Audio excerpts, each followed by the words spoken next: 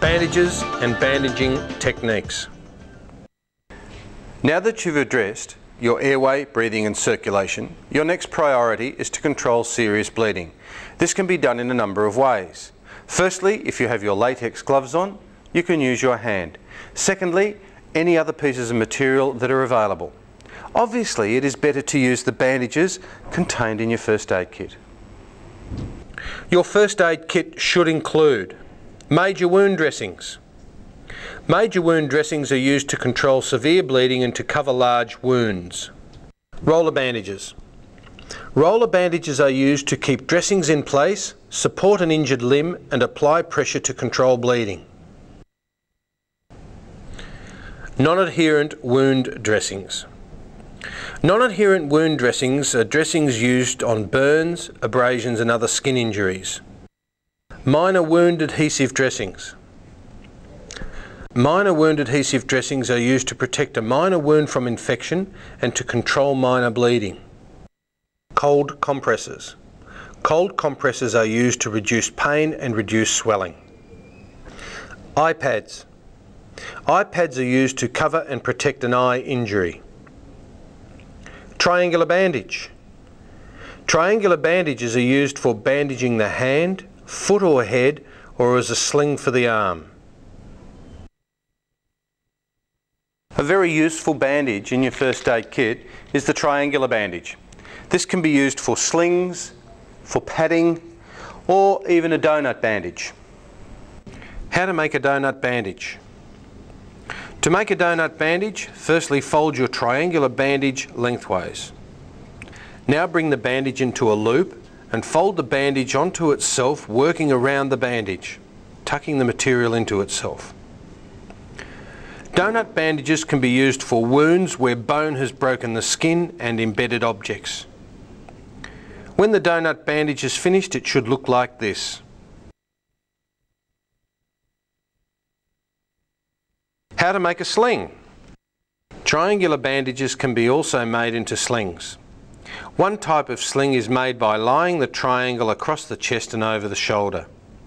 The two ends then can be tied behind the neck to support the forearm. To support the elbow, either twist and tuck in the third corner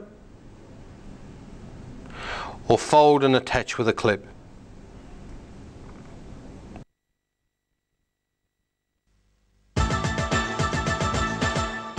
Major bleed. Attending to a major bleed must be done with speed and accuracy. Apply direct pressure on the wound with a sterile dressing. Elevate the limb and keep pressure on the wound while you wrap a roller bandage around the wound site. Remember to keep applying pressure. Internal bleeding. Internal bleeding can be just as serious as external bleeding.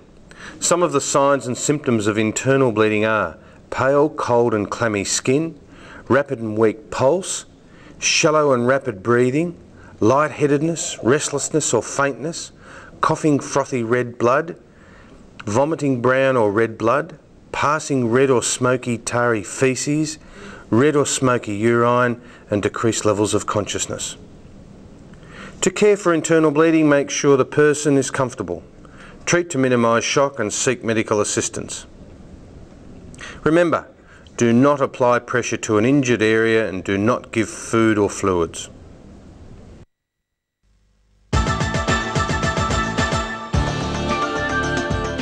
Embedded objects. When dealing with embedded objects, it is best to leave the object in the wound. Treat the area with a donut bandage and apply a roller bandage around the whole area.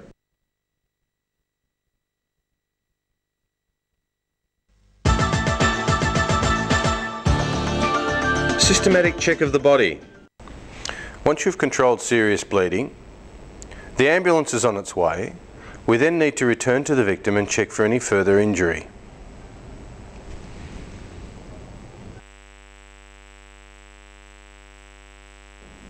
Here we have a person with obvious injuries to the head. There may be also other injuries that are not so obvious. Treat the head injuries first. In this instance, we will dress the superficial wounds and abrasions. Protect the eye with an eye pad before bandaging the head using a roller bandage.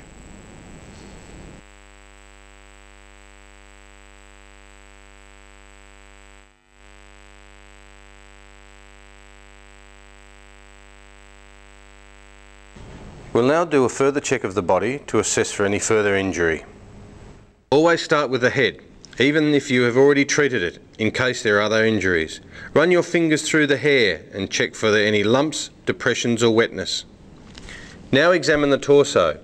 Work from the neck down the spine, then the back and shoulder blades, collarbones and abdomen. Keep checking the ABCs and levels of response. Now examine the limbs.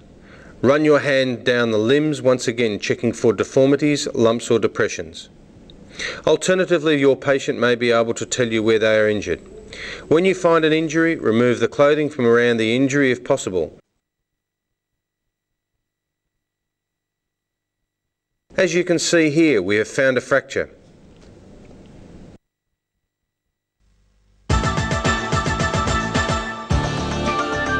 Fractures.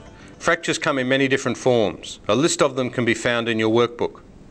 When dealing with fractures, assist to make the victim comfortable and apply an ice pack if available. If the ice pack increases pain, then remove it, and as always, seek medical assistance immediately. Splinting. Remember, splint only if necessary. Splint the injury in the position you find it. Splint the injured area and the joint above and below. If you must splint the limb, here is an example. Remove clothing from the limb if possible. Slide whatever you are using as a splint underneath the limb to immobilise the joint above and below the fracture. Secure the splint with bandages and seek medical assistance immediately.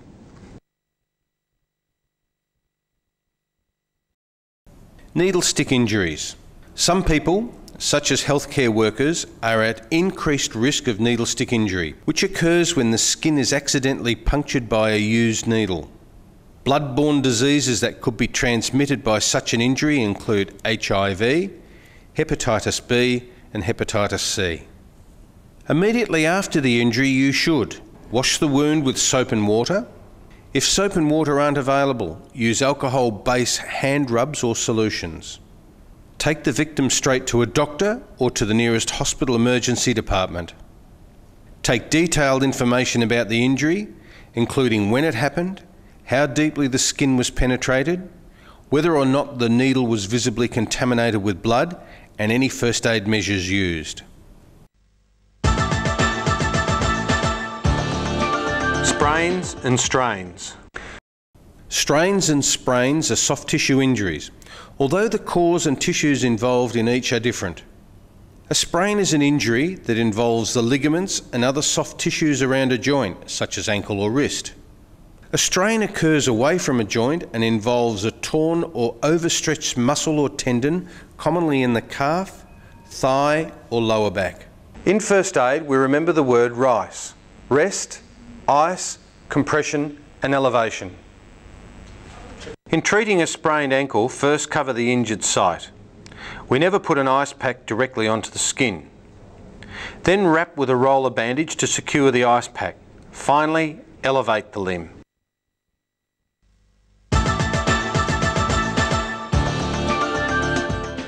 Burns. If you are confronted by a burns victim, there is a process you must follow before applying any first aid procedures. Ensure safety for rescuers, bystanders and the victim. Do not enter a burning or toxic atmosphere without appropriate protection. The victim should be removed to a safe environment as soon as possible. Stop the burning process. Stop, drop, cover and roll. Smother any flames with a blanket. Move away from the burn source. Assess the adequacy of airway and breathing. Check for other injuries. If safe, give oxygen to all victims with smoke inhalation or facial injury. Call for an ambulance. Dial 000. There are three classifications of burns: first degree or superficial, second degree or partial thickness, third degree or full thickness burns. First degree burns are the burns you may receive off a stove or a cigarette. These can be treated by running under cool running water for some 10 minutes. Second and third degree burns are a lot more serious. Here we have a second degree burn.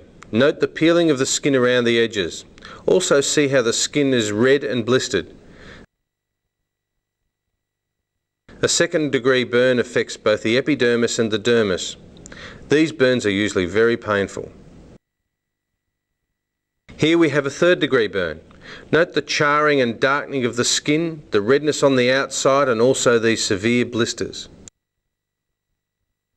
A third-degree burn affects the tissue underneath the skin. This can lead to the burn being either very painful or, if the nerve endings are damaged, not painful at all.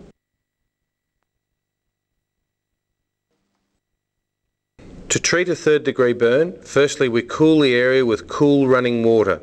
Then we apply a sterile dressing and then wrap with a roller bandage. Seek medical attention, as third-degree burns may be life-threatening.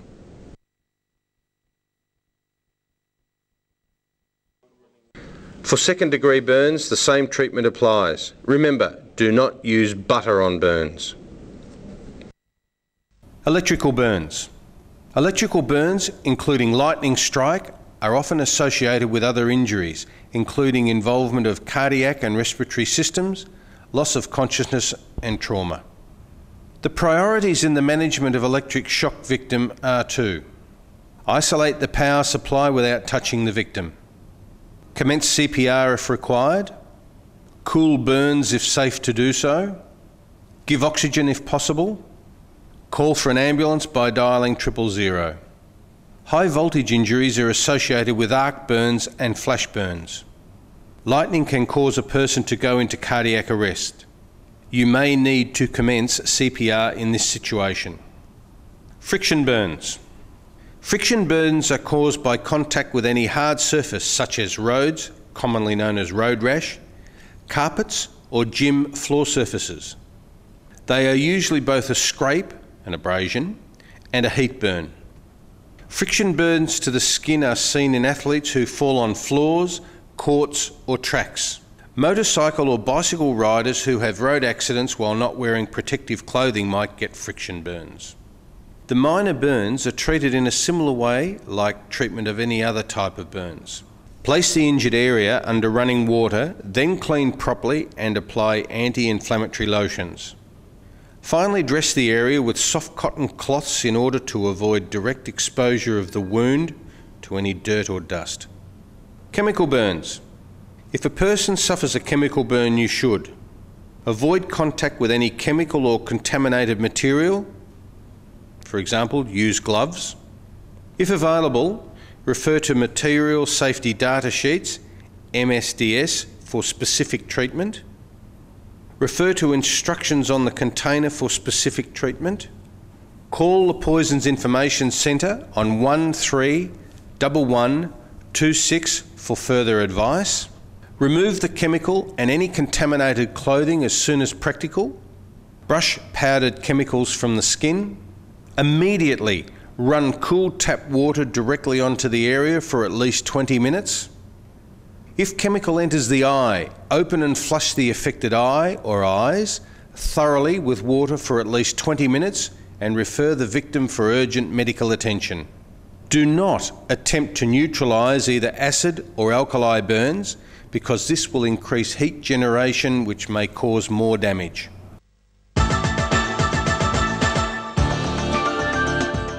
Bites. If somebody is bitten by a snake or a spider, you must treat the bite, even if you think the animal is harmless. You might be tempted to wash the bite. You must not do this. It may make it difficult for medical assistants to determine which anti-venom to administer. To treat a bite, cover the wound and apply a constrictive bandage to the bite site itself. Then apply a roller bandage winding from the joint below the bite, then all the way up the limb.